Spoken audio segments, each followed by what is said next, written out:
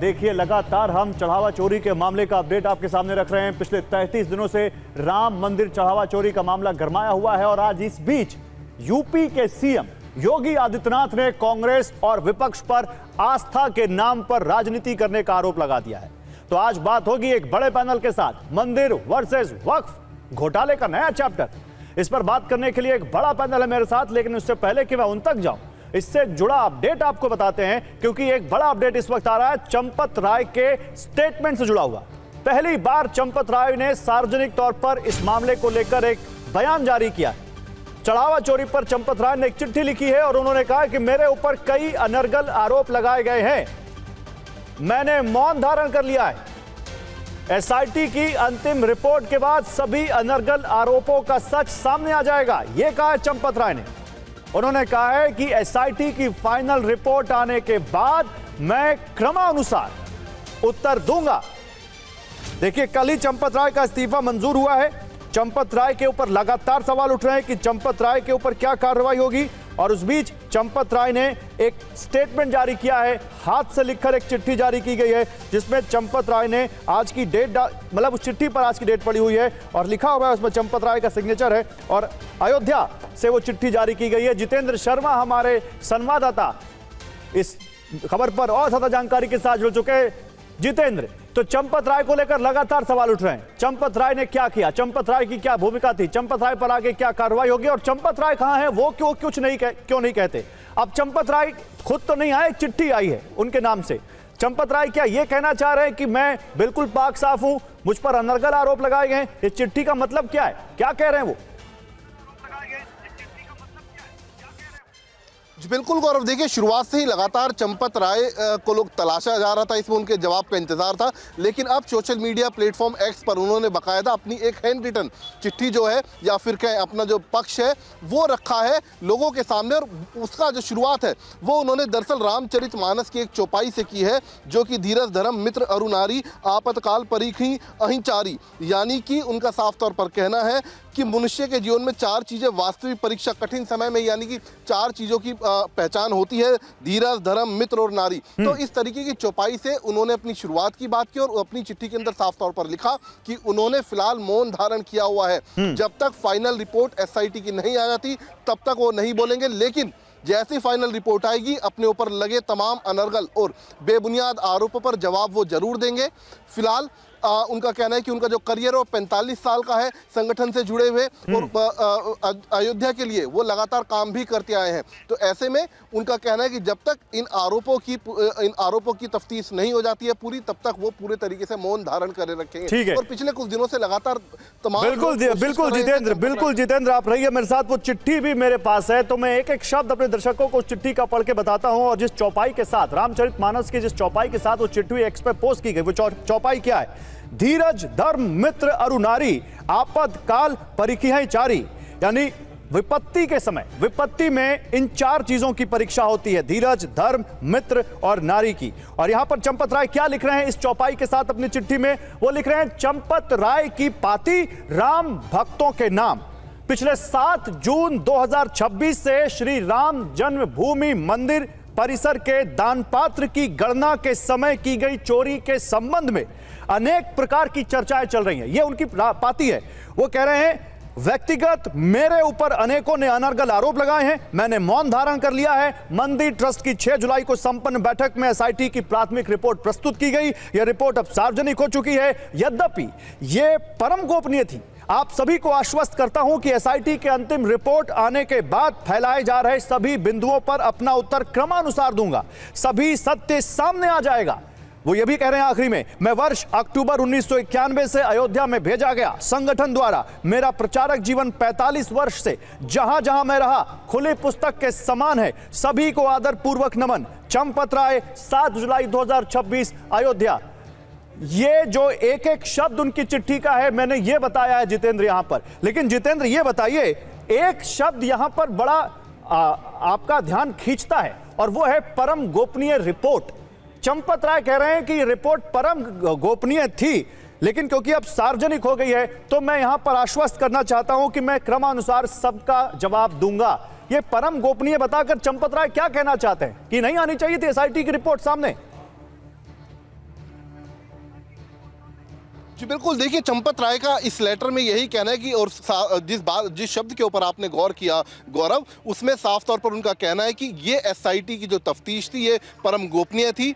इसके जो अंश कुछ यानी कि जो शुरुआती तफ्तीश थी वो सीधे तौर पर कल बैठक के सामने रखी गई, संगठन के सामने रखी गई और वो लीक हुई है। और अब चंपत राय तभी बोलेंगे जब तफ्तीश पूरी हो जाएगी, एसआईटी अपनी फाइनल रिपोर्ट दे देगी। तो यानी कि उनका कहना है कि ये लीक की गई रिपोर्ट है जो कि मीडिया तक पहुंची और मीडिया के जरिए लोगों तक पहुंची।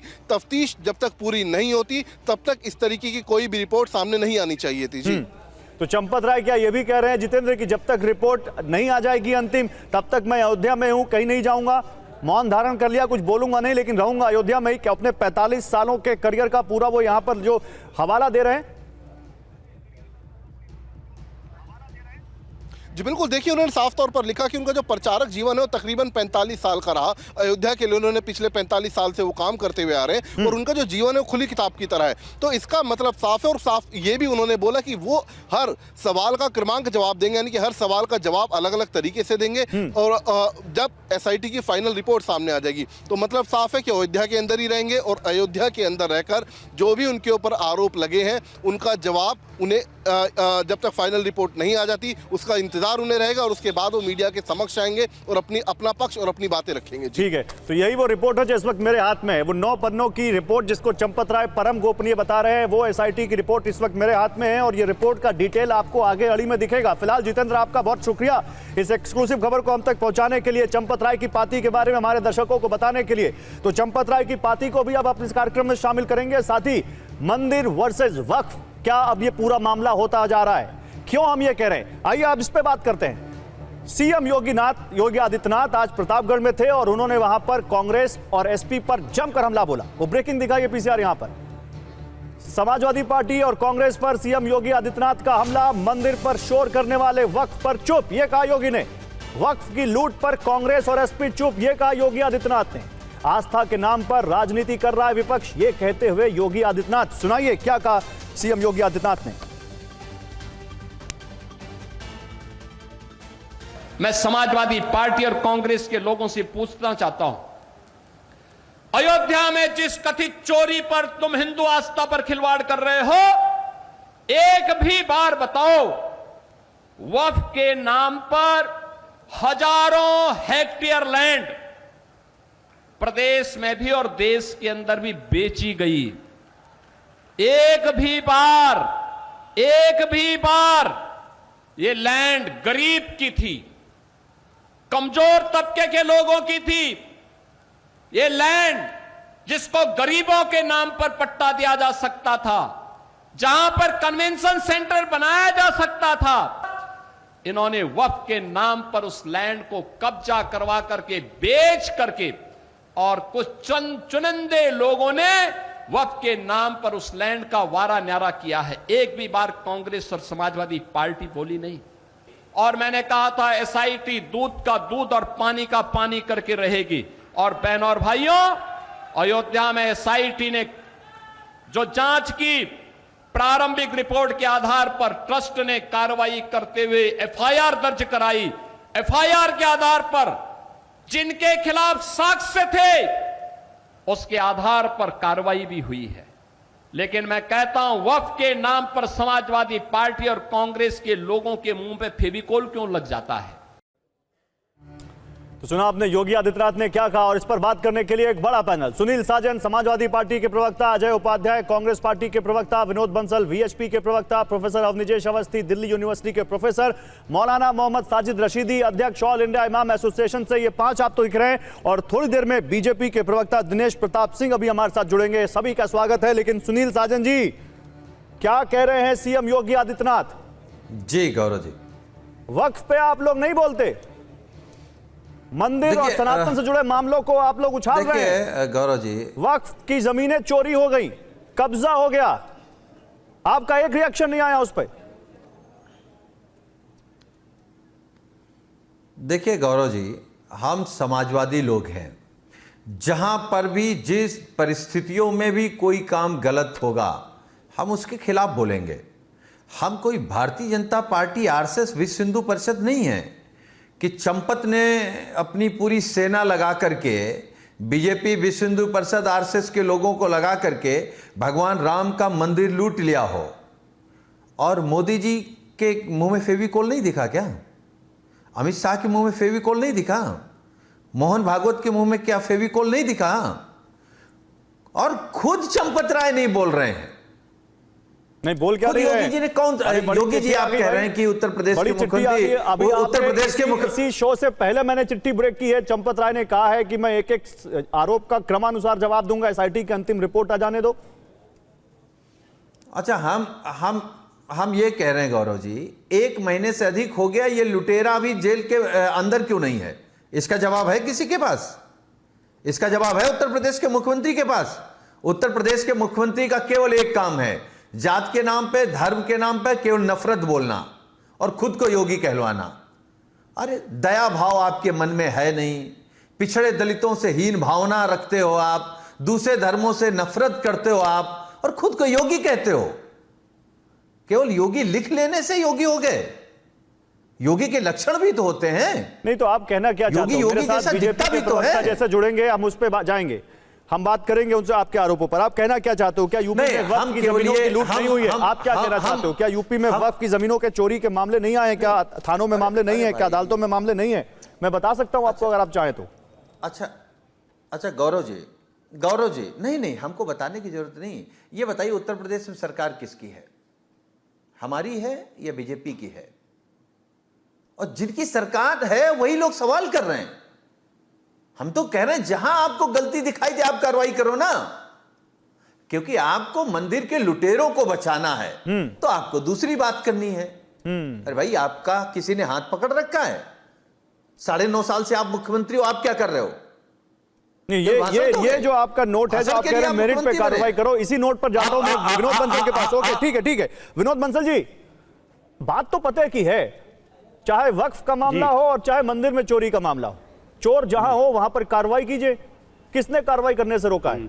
किसी ने कहा है कि वक्फ की चोरी अगर पता चलती तो कार्रवाई मत करो। जब यहां पर मंदिर की चोरी का मामला सामने आया है, जब एसआईटी की रिपोर्ट में 8 लोगों पर एफआईआर दर्ज हो गई है, जब उनके खिलाफ सबूत आ गए हैं, तो फिर आप वक्फ पे कहां जा रहे हैं?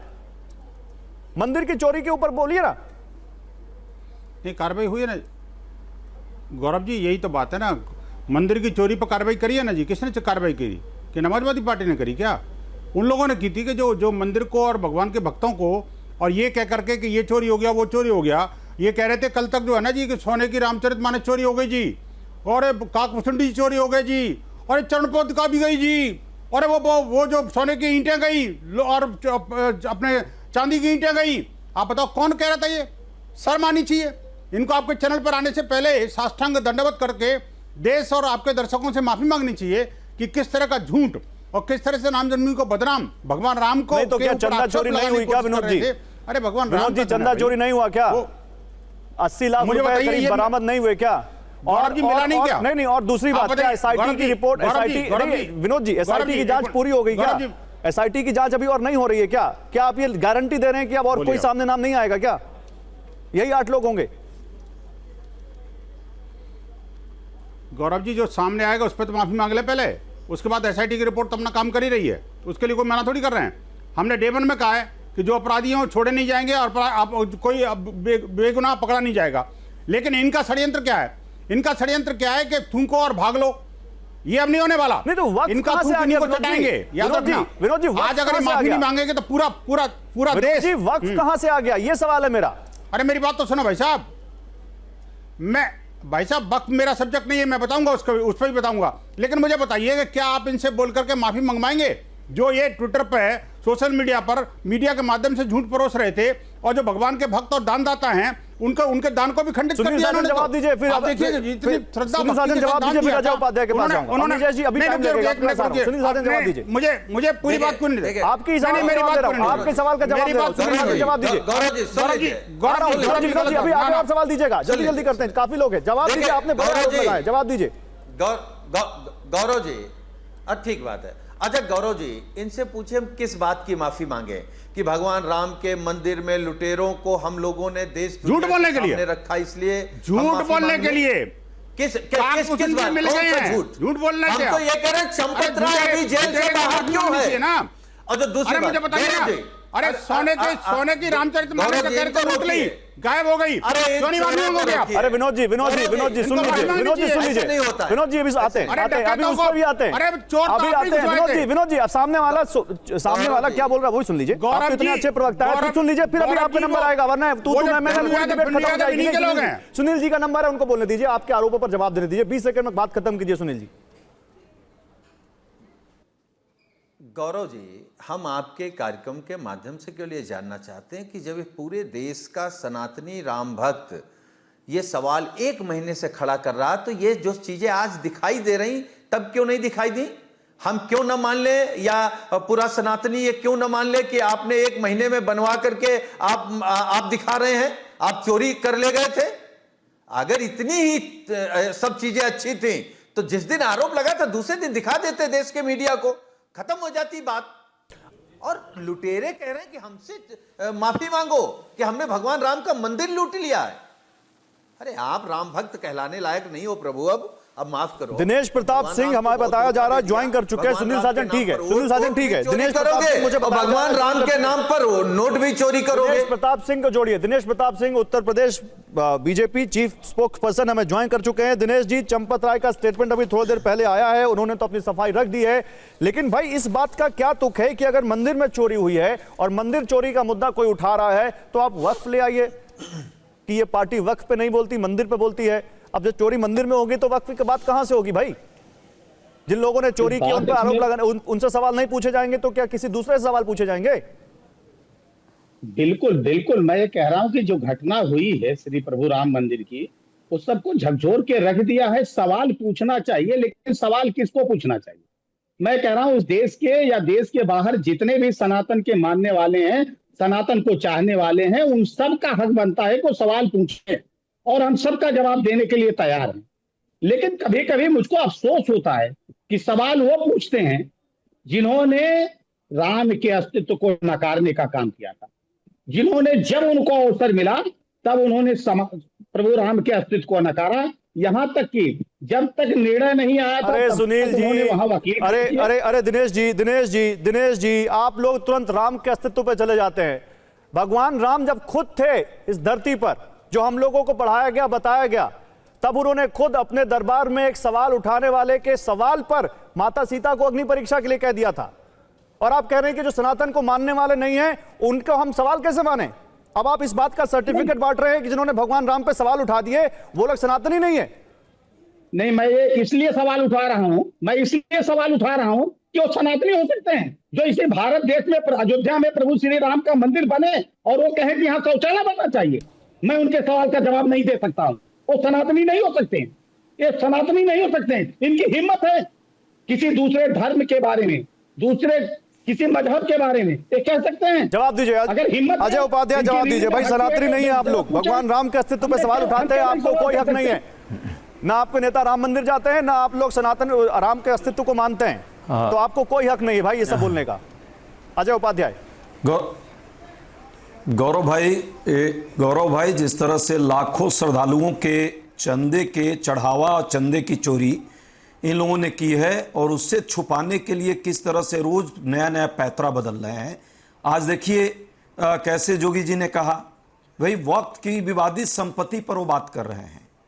आप बताइए ना जरा, ये बात यदि विपक्ष का कोई नेता कर दिया होता, तुलना यदि प्रभु राम के मंदिर से वक्त की विवादित संपत्ति को, तो आज कितना बड़ा हाय तोबा बीएचपी आरएसएस भाजपा वाले उठाते। देश की मीडिया भी जो है विपक्ष को एक से एक तगमा देना शुरू कर देती कि देखिए देखिए जी हमारे प्रभु राम के मंदिर का तुलना कर दिया इन लोगों ने वक्त संपत्ति से।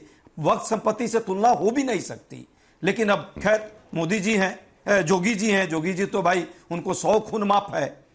जो आजकल जो एक खरभूषण एक से एक, लेकिन आप इस कितनी डिबेट्स में हमारे साथ बैठ चुके हैं, चंढावा संपत्तियों पे लूटपाट हुई थी, ये तो आप मानते हैं ना। सिर्फ मैं उनको ग्रिल कर रहा हूं, मैं उनसे क्रॉस क्वेश्चन पूछ रहा हूं, आप देख रहे हैं, लेकिन मैं आपसे भी पूछूंगा कि भाई वक्त की संपत्तियों में लूट हुई थी, ये तो आपने भी देखा था, नहीं देखा था? गौरव भाई एकदम ठीक है, गौरव भाई एकदम मैं ठीक कह रहा हूं।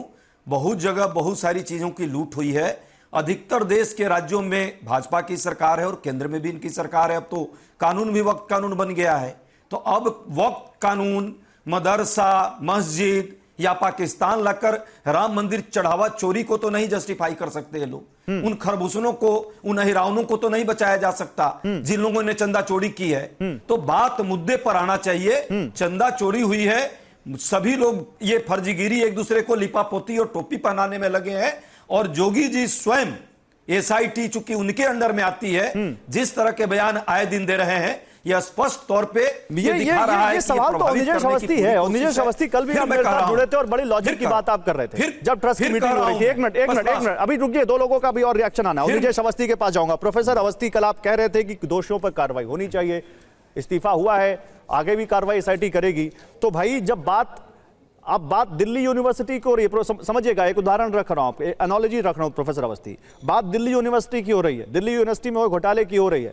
आप कह दीजिए जी नहीं, लखनऊ यूनिवर्सिटी में भी तो हुआ था, तो आप दिल्ली यूनिवर्सिटी की बात करते हैं, लखनऊ यूनिवर्सिटी की बात नहीं करते। अरे भाई, जो मामला सामने होगा, चर्चा में होगा, उसी की बात होगी। जब लखनऊ यूनिवर्सिटी का मामला आएगा तब उस पर ही बात कर लेंगे। आज उसको उससे जोड़कर क्यों राजनीतिक मुद्दा बनाया जा रहा है?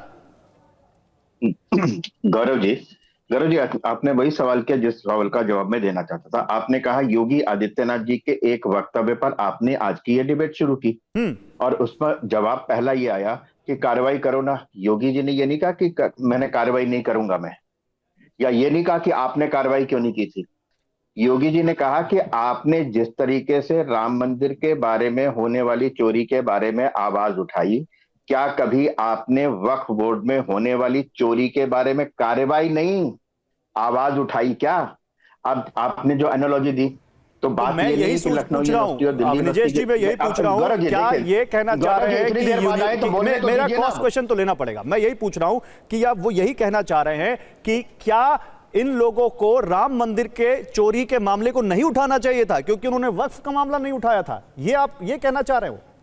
गौरव जी सुन तो लीजिए ना, इसलिए आप पूरा बोलने नहीं देंगे मुझे। तो इसका ये हिपोक्रेसी है, ये इनकी एक आंख से देखने का है कि सिर्फ एक की चोरी देखनी है, एक की गलती देखनी है, दूसरे की नहीं देखनी। आप समझ रहे हैं बात को? हिपोक्रेसी की बात है। आप अगर नैतिक बन रहे हैं, चोरों के खिलाफ आवाज उठाने वाले बन रहे हैं, तो जहां देश में जहां भी चोरी होगी वहां उठाएंगे ना। या आप कहेंगे कि जहां मेरी मर्जी होगी वहां तो मैं, और अगर आप ये कहते हैं जहां मेरी मर्जी होगी तो ठीक है, तो हम कहेंगे अभी जब से राम मंदिर में चढ़ावा चोरी का मामला आया, कौन सा वक्फ चोरी का मामला सामने आ गया? कौन सा मामला उठाना चाहते हैं कि आप लोग ये उठाएं? बताइए। मैं पूछता हूं कि मामला आया था, आपने क्यों नहीं उठाया? बताइए। नहीं, मैं सिर्फ ये कह रहा हूं, अभी आप ये कह रहे हैं कि मैं उठाऊं, आप ये कह रहे हैं मैं उठाऊं वक्फ बोर्ड पे, मैं क्यों उठाऊंगा? हम ये कह रहे हैं कि आप अगर इतने ही नैतिक होते, निष्पक्ष होते, तो आपको वहां पे भी उठानी चाहिए थी जहां पर और जगह। कौन सा मामला? अगर कोई वो जो 10 साल पहले आया था या जो आज आया है? गौरव जी मेरी बात तो जल्दी पूरी कीजिए प्लीज। आप मैं किसी के बीच में बोलता नहीं हूं, पूरी बात तो सुन लीजिए ना।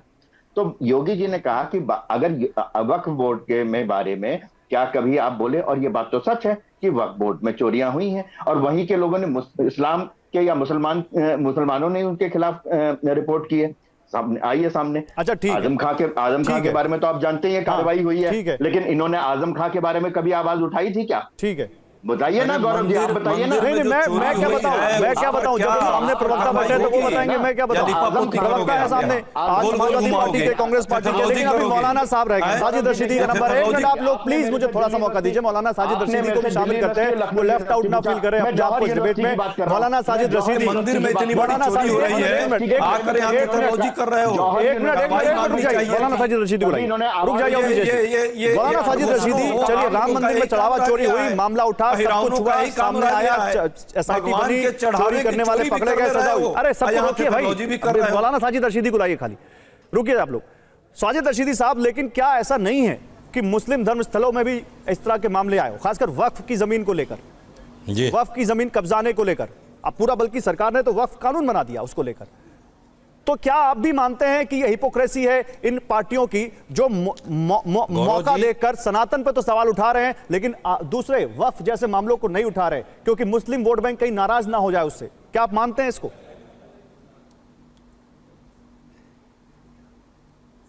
गौरव जी एक बात समझिएगा, वक्फ बोर्ड जितने भी हैं, जहां भी हैं, वो सब के सब डायरेक्ट सरकार के अंडर में हैं। ये जो राम मंदिर का ट्रस्ट है, ये तो प्राइवेट है, ये सरकारी है। अगर सरकारी है तो भी सरकार को देखरेख करनी चाहिए, और प्राइवेट है तो कोई भी इसकी आवाज उठा सकता है। ओ भाई साहब, बात ये इस तरह के तर्क देना, आप मुझे बताइएगा, अगर वक्फ बोर्ड में कहीं चोरी है, अरे बीच में मत बोलो यार। नहीं कोई नहीं बोल रहा है, बीमारी बोलिए। सुनो, नहीं बोल रहे हो गौरव जी, अगर वक्फ बोर्ड में कहीं चोरी हो रही है, अगर वक्फ बोर्ड में कहीं चोरी हो रही है तो सरकार का मैटर है ना, सरकार देखे उसको। जो सरकार में है वही तो बात करेगा उस पर कि भाई ये चोरी क्यों ही है, आप सजा दीजिए, उनको पकड़िए। तो एग्जैक्टली वही हुआ वसीम है। रिजवी को कहां सजा दी आपने? वही हुआ है। वसीम रिजवी के ऊपर बहुत सारे वक्फ बोर्ड के केसेस थे, वही हुआ है। चढ़ावा चोरी में तो जो चोरी उन पर कार्रवाई नहीं हुई, जिनके ऊपर एसआईटी ने यहाँ पर रिपोर्ट में, अरे उन्होंने तो SIT की रिपोर्ट में जिनका नाम आया उन पर एफआईआर हुई, उनका बल्कि रिमांड पर ले लिए गए कुछ लोग। तो वही हुआ है जो आप कह रहे हैं। भाई मैं बात पूरी करूं। मैं यही कह रहा हूं, अगर राम मंदिर में चोरी हुई है तो खिसियानी बिल्ली खंबा नोचे वाली मिसाल क्यों है? भाई हुई है तो हुई है, और कार्रवाई कर रहे हो तो कर रहे हो। इसमें वक्फ बोर्ड कहां से आ गया? आपने भी सवाल किया, मैं भी सवाल करता हूं, वक्फ बोर्ड कहां से आ गया इसमें?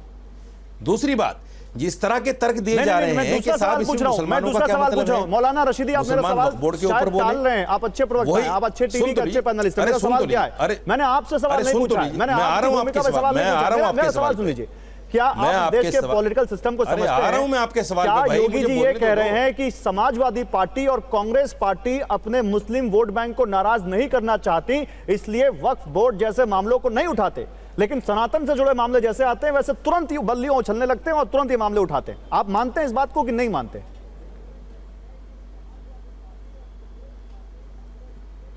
मैं उसी पर आ रहा हूं, मुझे बात तो करने दीजिए, मैं उसी पर आ रहा हूं। बीच बीच में सवाल होगा तो फिर आदमी बोलिए, जल्दी बोलिए। इधर उधर चला जाता है। लेकिन मैं ये कह रहा आपकी बात का हूं, जवाब नहीं देंगे। कोई भी सवाल, किसी भी चोरी का सवाल सरकार के माध्यम जो चीज आ रही है, सरकार के अंडर में जो चीज आ रही है, सरकार को उठाना चाहिए ना वो चीज।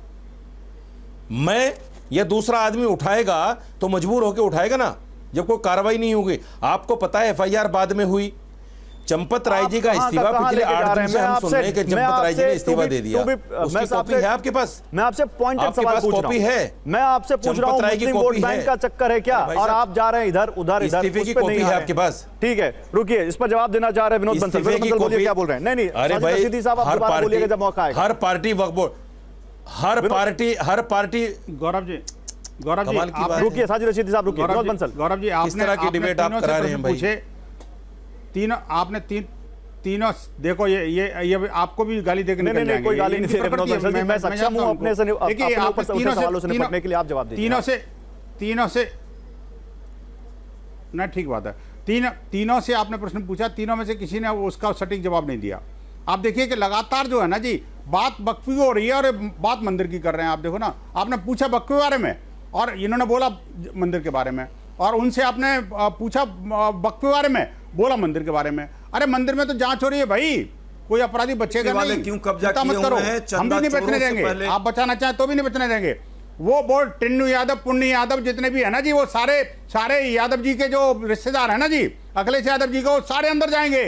वो सारी पोल खुल चुकी है। रहने वाले हो। विनोद बंसल, एक और बात बता दूं, यही दिक्कत है। आपको केवल टिन्नू यादव दिखता है, अगर उन्होंने माफी नहीं मांगी, लवकुश मिश्रा नहीं दिखता, आपको अविनाश शुक्ला नहीं दिखता, भाई सरगना, आपको अनुकल्प मिश्रा नहीं दिखता, आपको करुणेश भाई साहब, पांडे नहीं सारे दिखता, जेल में। आपको रमाशंकर मिश्रा नहीं सारे दिखता। अंदर से कब्जा अपना हटाओगे? खाली यादव अरे कब्जा कब हटेगा प्रोग्राम के मंदिर से? चंदा चोरों, चंदा चोरों, प्रोग्राम के मंदिर से कब्जा कब हटेगा? विनोद जी, आरएसएस और भाजपा के लोग मंदिर को छोड़ेंगे? कांग्रेस का पे राजनीतिक संघ अजय उपाध्याय सही संघ जो है वो अजय उपाध्याय अब तो बीच में आने वाला बोलिएगा। नहीं है, चिंता अजय मत उपाध्याय बीच में चंदा बोलिए। चोरों, आप अजय जी चंदा विवाद चोरों, मत पालिए। आरएसएस बीएचपी के चंदा अजय जी, चोरों, विवाद मत मंदिर पालिए। को मुक्त करो, अरे कैसी प्रभु राम बात के कर रहे हैं? मंदिर ये- पर कब्जा मत करो। अरे यार ये डकैत हैं, प्रभु राम मैं के इनको बोल मंदिर दूंगा। पर कब्जा गौरव मत जी, मारो। गौरव जी अगर मैं इस बोल दूंगा तो लोक फिर में आप नहीं कहोगे नहीं, नहीं, एक भाषा का दूसरे प्रयोग पर नहीं है। लांछन तो बिल्कुल मत ये इनकी लगाइएगा। संस्कृति ना नहीं कोई है। असंसदीय भाषा का इस्तेमाल ये- कीजिएगा, ये- एक-एक करके। ये चारोकारी संस्कृति है। रुकिए, दोनों अरे इटालियन रोक में भी इटालियन नहीं माता जी की मिलेगी। संस्कृति को यहाँ मत छोड़ो, दिखाइए। रुकिए, रुकिए। आरएसएस इटालियन माता जी की संस्कृति को यहाँ मत दिखाइए। प्रभु राम सुनील साजन के पास जाएंगे। सुनील साजन, देखिए अब यादव आ गया नाम इसमें, हालांकि मैंने उस पर जी, काउंटर जी। किया है, मैंने बताया उनको कि देखिए और भी नाम है, वो भी गिनाए मैंने आपको, सब अंदर हैं। जी जी सुनील यादव, लेकिन एक बात तो है और उस बात को देखिए, आप नकार नहीं सकते। मेरा सवाल सुन लीजिए, मेरा सवाल सुन लीजिए। आप नकार नहीं सकते, और नकार इसलिए नहीं सकते क्योंकि MY का तो वोट बैंक आपका है। हर पॉलिटिकल पंडित से किसी से पूछेंगे, हर कोई कहेगा कि हाँ है, समाजवादी पार्टी इसकी राजनीति करती है। मैं ये नहीं कह रहा हूं कि आप दूसरे लोगों की राजनीति नहीं करते, दूसरे लोगों का मुद्दा नहीं उठाते। क्या वो भी एक कारण है जिसकी तरफ इशारा कर रहे हैं? क्योंकि 2027 सामने दिख रहा है सुनील साजन, क्या योगी आदित्यनाथ उसी की तरफ इशारा कर रहे हैं? देखिए गौरव जी, मुझे 1 मिनट का समय दे दीजिए, हम सब क्लियर कर देंगे। एक तो समाजवादी पार्टी को MY मत कहिए, ये PDA की पार्टी है, PDA। और दूसरी बात, ये लोग हमको बता रहे हैं कि नैतिकता, धर्म, आस्था, भगवान राम के बारे में, हम हिंदू हैं, सनातनी हैं, राम भक्त हैं कि नहीं भक्त हैं, ये हमको किससे सीखने की बात कर रहे हैं? बीजेपी आरएसएस, विश्व हिंदू परिषद, जिन्होंने भगवान राम का मंदिर लूट लिया, इनसे सीखने की जरूरत है। जो लोग अपने कार्यक्रम में हनुमान जी को अपनी पार्टी का झंडा दे करके नचवा रहे हैं, उनसे सीखने की जरूरत है धर्म। जो लोग भगवान राम को छोटा बना करके उंगली पकड़ करके ला रहे हैं, इनसे सीखना है। ये धर्म के नाम पे धंधा करने वाले लोग हैं बीजेपी, आरएसएस, विश्व हिंदू परिषद के। दिनेश प्रताप सिंह काउंटर जवाब दीजिए, से जोड़ना। समय कम है। दिनेश प्रताप सिंह जवाब दीजिए, गौरव भाई जवाब दीजिए, सुनील जी जवाब दीजिए। नेता जब राम मंदिर और प्रभु श्री राम के बारे में बोलते हैं तो मुझे बड़ा ताज्जुब होता है। ये भूल जाते हैं अपना पिछला इतिहास, चाहे वो कांग्रेस हो चाहे समाजवादी पार्टी हो। क्या 2007 में के कालखंड में केंद्र में जब कांग्रेस की नेतृत्व की यूपीए सरकार थी, जिसका समर्थन ये भी कर रहे थे, क्या सुप्रीम कोर्ट में हलफनामा नहीं दिया था इन्होंने? राम को काल्पनिक नहीं कहा था, नंबर 1। और आज अखिलेश यादव जी जो हैं, माननीय अखिलेश यादव जी को भी उत्तर प्रदेश में मुख्यमंत्री के रूप में काम करने का अवसर मिला था। आदरणीय मुलायम सिंह यादव जी को उत्तर प्रदेश में काम करने का अवसर मिला था। आज इतना राम प्रेम जाग गया है, जब स्वर्गीय मुलायम सिंह यादव को काम करने का अवसर मिला तो उन्होंने गोलियां चलवाई, अयोध्या को रक्त रंजित किया, हमारा खून और पसीना उसमें बहा है। ये किस मुंह से बात करते हैं? अखिलेश यादव को जब अवसर मिला तो इन्होंने कब्रिस्तान की बाउंड्रियां बनाई, ये भूल गए। और मैं चुनौती देकर कहता हूं गौरव जी, मैं इनको सनातनी मान लूंगा, मैं मानने के लिए तैयार हूं। एक अवसर है कांग्रेस पार्टी के पास और समाजवादी पार्टी के पास, मैं चुनौती देकर कहता हूं, मथुरा का मुद्दा है, हिम्मत है तो सामने आइए, हम आपके पीछे चलने के लिए तैयार हैं। देखिए सुनील साजन आ गया वो मुद्दा, मैं सोच रहा था कब लाएगी बीजेपी वो सवाल, लेकिन आपने सुनील साजन आ गया वो मुद्दा। समाजवादी पार्टी और कांग्रेस ने हमेशा सनातन जवाब दीजिए सुनील साजन, गौरव जी 20 सेकंड में जवाब दीजिए सुनील साजन। गौरव जी बस मैं केवल 10 सेकंड में दे दूंगा। ऐसा ये लुटेरों को अयोध्या के बाद अब मथुरा दिख रहा है, उनको लग रहा है कि भगवान राम को लूट लिए, भगवान श्री कृष्ण को लूटेंगे, चक्र चलेगा ना तो गर्दन बाहर हो जाएगी, चक्र चलेगा, लुटेरों की गर्दन बाहर हो जाएगी, जिन हाथों से लूटेंगे वो हाथ कट जाएंगे। अरे आप लुटेरे लोग हो, आप भगवान राम के नाम पर, आस्था के नाम अवनीश समस्ती को लाइए, केवल धंधा करते हो, धंधा। अवनीश समस्ती को लाइए, अवनीश समस्ती को लाइए। ओके रुक जाइए भाई, एक दूसरे पर अरे भगवान राम के कुछ आदर्शों का पालन करिए, थोड़ी तो मर्यादा रखिए भाई, थोड़ी तो मर्यादा रखिए। अवनीश अवस्थी को लाइए, अवनीश अवस्थी को लाइए, अवनीश अवस्थी, समय कम है। अवनीश अवस्थी, क्या आप राम मंदिर पर उठ रहे इस सवालों का जवाब वक्फ हो जाएगा? क्या यही हो जाएगा? वक्फ से जस्टिफाई करेंगे अब हम इसको? गौरव जी, पहली बात तो ये सुन लीजिए कि ये राम भक्त। अच्छा, आपको रोकूं अवनीश जी, देखिए एक बड़ी खबर आ गई इसी से जुड़ी हुई। चंपत राय का अनिल मिश्रा पर गंभीर आरोप। देखिए एक बड़ी खबर आ रही है, चंपत राय ने अनिल मिश्रा पर गंभीर आरोप लगा दिए हैं। बैंक से करार में गड़बड़ी का आरोप, बैंक के साथ MOU साइन करने का आरोप। चंपत राय कह रहे हैं कि अनिल मिश्रा ने बैंक से करार मेरी जानकारी के बिना किया। एमओयू पर मेरे हस्ताक्षर होने चाहिए थे। चंपत राय ने एसआईटी को यह अपना लिखित बयान भेजा है। देखिए, यह अब खबर बड़ी होती जा रही है। थोड़ी देर पहले चंपत राय ने कहा कि मैं 45 वर्षों से प्रभु राम की सेवा में हूं, अयोध्या में हूं, और मैं क्रमानुसार एक एक सवाल का जवाब दूंगा जब एसआईटी की अंतिम रिपोर्ट आ जाएगी। और अब वो कह रहे हैं कि अनिल मिश्रा ने बैंक से करार मेरे बिना अनुमति के किया, मेरे बिना जान के किया। अभिजीत ठाकुर के पास चलते हैं सीधे। अभिजीत हमारे साथ जुड़े हुए हैं। अभिजीत, क्या कहना चाह रहे हैं चंपत राय? देखिए, चंपत राय ने तो पूरी तरीके से अपना पक्ष इस पूरे लेटर में जो एसआईटी को उन्होंने संबोधित किया है उसमें रख दिया है। और उनका कहना है कि जो एसओपी एमओयू हुआ था उसकी उन्हें जानकारी ही नहीं थी। और 6 फरवरी 2025 को अनिल मिश्रा ने इसको एमओयू को साइन किया था। और उसके अलावा ब्रांच मैनेजर जो गोविंद मिश्रा का जिक्र इसमें उन्होंने किया है, उसके साइन थे। और इनका कहना है कि इसकी जानकारी तो इन्हें 13 जून 2026 को, यानी कि इस प्रकरण के बाद हुई है, यानी कि चोरी की जो घटना हुई उसके बाद हुई है। तो ये तमाम चीजें इस लेटर में कही गए हैं। और इन्होंने सवाल भी उठाए हैं कि आखिरकार इस दिशा निर्देश पर मेरे हस्ताक्षर क्यों नहीं कराया गया, यानी कि इनका सिग्नेचर ही नहीं लिया गया और एमओयू तैयार हो गया, जबकि जो नियम है उसके अनुसार महासचिव होने के नाते इनको इसकी जानकारी दी जानी चाहिए थी। तो चंपत राय ने अपना पक्ष जो है वो एसआईटी के सामने रखा है। बड़ी खबर है ये। इसमें उनका कहना है कि एमओयू की इनको कोई जानकारी ही नहीं थी। और इन्होंने खुद आरोप लगाए हैं कि एमओयू के अनुसार जो सुरक्षा के सभी उपाय थे वो उसका पालन नहीं किया गया। और उसके बाद इनका कहना है कि बाद में जब ये घटना सामने आई उसके बाद इन्होंने सुरक्षा व्यवस्था जो है वो कड़ी करवाई, जमीन पर बैठकर काउंटिंग शुरू करवाई। तो ठीक है अभिजीत आप मेरे साथ रहिए। देखिए, वो चिट्ठी हमारे पास आ चुकी है जो हम आपको दिखा भी रहे हैं, लेकिन हम आपको बिग स्क्रीन पर, बिग वॉल पर आपको एक एक लाइन यहां पर दिखाते हैं। चंपत राय ने जो एसआईटी को लिखा है, उन्होंने लिखा है, महोदय कृपया नीचे लिखा हुआ मेरा बयान अपने रिकॉर्ड में लेने की कृपा करें। धन्यवाद महोदय। आपके रिकॉर्ड में एक कागज है। गणना प्रक्रिया के लिए संयुक्त रूप से निर्धारित दिशा निर्देश दिनांकित 6 फरवरी 2025 तथा न्यासी डॉक्टर अनिल मिश्र जी एवं state Bank of India Ayodhya शाखा के मुख्य प्रबंधक गोविंद मिश्र जी के हस्ताक्षर हैं। इस पत्र से मैं कदापि सहमत नहीं हूं। ध्यान दीजिए, वो कह रहे हैं कि मैं अनिल मिश्रा, और वो कह रहे हैं कि न्यासी डॉक्टर अनिल मिश्र जी एवं state Bank of India Ayodhya शाखा के प्रमुख मुख्य प्रबंधक गोविंद मिश्र जी के हस्ताक्षर हैं। इस पत्र से मैं कदापि सहमत नहीं हूं, मैं इसे अस्वीकार करता हूं। यद्यपि इसमें लिखा है कि इसकी प्रतिलिपि महासचिव श्री राम जन्मभूमि तीर्थ क्षेत्र को भेजी गई। मुझे तो इस दिशा निर्देश पत्र की जानकारी 13 जून 2026 को अपने अकाउंट ऑफिस से प्राप्त हुई। 6 फरवरी का लेटर है, 13 जून को उनको जानकारी हुई, ये वो कह रहे हैं। और वो ये कह रहे हैं कि गणना संबंधी सभी लिखित दस्तावेज अकाउंट ऑफिस ने मुझे उपलब्ध कराए। और वो ये कह रहे हैं मेरे हस्ताक्षर इस पर नहीं है, जबकि अगस्त 2020 से जून 2026 तक जितने भी अनुबंध हुए उन सभी पर केवल मेरे और संबंधित दूसरे पक्ष के प्रमुख अधिकारी के हस्ताक्षर हैं। इस दिशा निर्देश पर मेरे हस्ताक्षर क्यों नहीं कराए गए? यदि मैं अयोध्या में नहीं था तो प्रतीक्षा की जानी चाहिए थी। बैंक के साथ 9 फरवरी 2024 को एक एमओयू लिखा गया, उसके प्रत्येक पृष्ठ पर मेरे हस्ताक्षर हैं। एमओयू के अनुसार सुरक्षा के सभी उपाय किए गए, जैसे गणना कक्ष में सीसीटीवी कैमरे तथा दरवाजे पर लोहे की सलाखों वाला दरवाजा लगाया गया। कुर्सी पर बैठकर मेज पर रखकर गणना का परामर्श बैंक का है, जो चोरी में सहायक बना। वो कह रहे हैं बैंक ने कहा था कि मेज और कुर्सी पर गणना करो, जो चोरी में सहायक बना।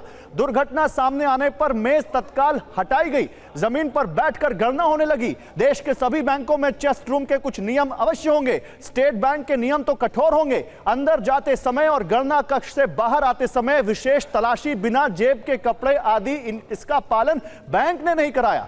वो कह रहे हैं बैंक ने कपड़ों की चेकिंग वेकिंग का पालन नहीं कराया और दिशा निर्देश पत्र में लिखा होने के बावजूद नहीं हुआ। बैंक ने सबसे पहले जो कपड़े दिए उसमें जेब थी। चंपत राय का आरोप है कि बैंक ने गणना कर्मियों को जो कपड़े दिए उसमें यहां पर जेब थी। और वो कह रहे हैं कि बैंक के वरिष्ठ अधिकारी बताएंगे कि चेस्ट रूम के नियमों के पालन में ढिलाई कैसे हो गई। क्या हमारे साथ तो तमाम गेस्ट बने हुए हैं पीसीआर, आप बताइए यहां पर दिनेश जी। चंपत राय तो साफ कह रहे हैं अनिल मिश्रा ने, बैंक ने मिलकर यह किया है, मेरा तो कोई रोल नहीं है। अब जब चंपत राय ने अनिल मिश्रा पर आरोप डाल दिया है तो आपको लगता नहीं है कि मामला बड़ा हो गया और अब एक बड़ी कार्रवाई और बड़ी जांच हो यहां पर? गौरव जी, पहले दिन से भारतीय जनता पार्टी और हमारी सरकार पहले दिन से कह रही है, जैसे ही ट्रस्ट के सामने मसला आया और ट्रस्ट ने सरकार के सामने संज्ञान में लाया, सरकार ने उसी क्षण जो है एसआईटी का गठन किया, उसी क्षण। और जैसे ही एसआईटी ने अपनी अंतरिम रिपोर्ट दी, अरे भैया, जो इस मामले का सबसे बड़ा नाम है दिनेश जी, उसने खुलकर चिट्ठी में नामजद बोल दिया है। अनिल मिश्रा ने मेरी बिना जानकारी के एमओयू किया। शाखा वाले वहां पर बिना मेरी जानकारी के एमओयू कर रहे थे, अयोध्या शाखा के। अच्छा रुकिए, मेरे संवाददाता ज्यादा जानकारी लेकर हमारे साथ जुड़े हुए हैं। अभिजीत, चंपत राय ने तो पूरा ठीकरा अनिल मिश्रा और स्टेट बैंक ऑफ इंडिया पे फोड़ दिया है। जी निश्चित तौर पर इसमें चंपत राय ने इस पत्र में अपने कहा है कि स्टेट बैंक ऑफ इंडिया के द्वारा पालन नहीं करवाया गया, यानी कि जो भी एमओयू निर्धारित किए गए थे उसकी जिम्मेदारी बैंक की बनती थी, जो कि नहीं करवाया। और साथ ही साथ अनिल मिश्रा का नाम लेते हुए इन्होंने इसमें लिखा है कि अनिल मिश्रा ने उनकी जानकारी के बगैर एमओयू साइन किया और इसके ऊपर सहमति जता दी। तो सबसे बड़ी बात तो ये है कि क्या महासचिव के जानकारी में ही नहीं था एमओयू, और दूसरी बात ये कि बैंक पर उन्होंने गंभीर आरोप लगाए हैं कि इसका पालन करवाना बैंक की नहीं। एक और बड़ा इंपॉर्टेंट पॉइंट है अभिजीत, जो मैं यहां बताना चाहता हूं अपने दर्शकों को। उन्होंने लिखा है, बैंक ने गणना के लिए जिन युवकों का चयन किया उन्हें हाउसकीपिंग स्टाफ के रूप में रखा गया है। यानी जो लड़के काउंटिंग में लगे थे वो काउंटिंग के लिए नियुक्त ही नहीं हुए थे, उनका हाउसकीपिंग स्टाफ के रूप में रखा गया था। क्या यह उचित है? मेरे विचार से कदापि नहीं। इसी कारण मेरा विचार है कि बैंक के वरिष्ठ अधिकारियों को शायद कुछ भी पता नहीं है। अभिजीत, यानी जो लड़के वहां पर रखे गए थे वो हाउसकीपिंग के लिए रखे गए थे और उनको पहुंचा दिया गया काउंटिंग रूम में। देखिए, ये तो काउंटिंग रूम में तैनात जो उस समय पर कर्मी थे, अन्य कर्मियों से हमारी बातचीत भी हुई। उनका कहना था कि चंपत राय जी के कहने पे हमारी नौकरी लगी, अनिल मिश्रा ने हमारा इंटरव्यू लिया। लेकिन ये लेटर जो है ये उसके बिल्कुल पलट बात कहती है। इनका कहना है कि बैंक ने हाउसकीपिंग के स्टाफ के रूप में उनको काउंटिंग के काम पर लगा दिया, यानी कि पूरी तरीके से अपनी जिम्मेदारी से चंपत राय हटते हुए उनका बयान है इसमें कि ये काम बैंक का था और अनिल मिश्रा का था और उनकी उसमें कोई भूमिका नहीं थी। जबकि गन्ना कर्मियों का कहना है कि बाबूजी के कहने पर नौकरी लगी, भाई साहब ने इंटरव्यू लिया, तो बाबूजी और भाई साहब ने जब उनको नौकरी पर रखा और बैंक ने उनके कहने पर उनको हाउसकीपिंग स्टाफ के पद पर थर्ड पार्टी कंपनी के थ्रू यानी कि सैनिक सर्विसेज के थ्रू उनको अंदर काम पर रखवा दिया और उनको काउंटिंग की जिम्मेदारी दी गई। तो अब ये बड़ा सवाल उठ रहा है कि ये Champat Rai versus Anil Mishra versus State Bank of India मामला बनता जा रहा है। नहीं, मामला बहुत बढ़ता जा रहा है और चंपत राय बहुत बड़ा नाम है। या कहें कि इस पूरे मामले का सबसे बड़ा चेहरा है चंपत राय। हालांकि उन पर कोई एफआईआर तो नहीं है, लेकिन उनके ऊपर भी जांच है, जांच की तलवार है और उनसे भी पूछताछ हुई है। और जब चंपत राय खुद अनिल मिश्रा का नाम ले रहे हैं, स्टेट बैंक ऑफ इंडिया पर ठीकरा फोड़ रहे हैं, तो ये मामला और बहुत गंभीर हो गया है। अब देखते हैं एसआईटी इस पूरे मामले में आगे कैसे जांच करती है। लेकिन फिलहाल समय का अभाव है, हम अपने तमाम मेहमानों से माफी मांगते हुए यहां पर एक विराम के लिए रुकेंगे। आप सभी का बहुत शुक्रिया हमारे साथ जुड़ने के लिए।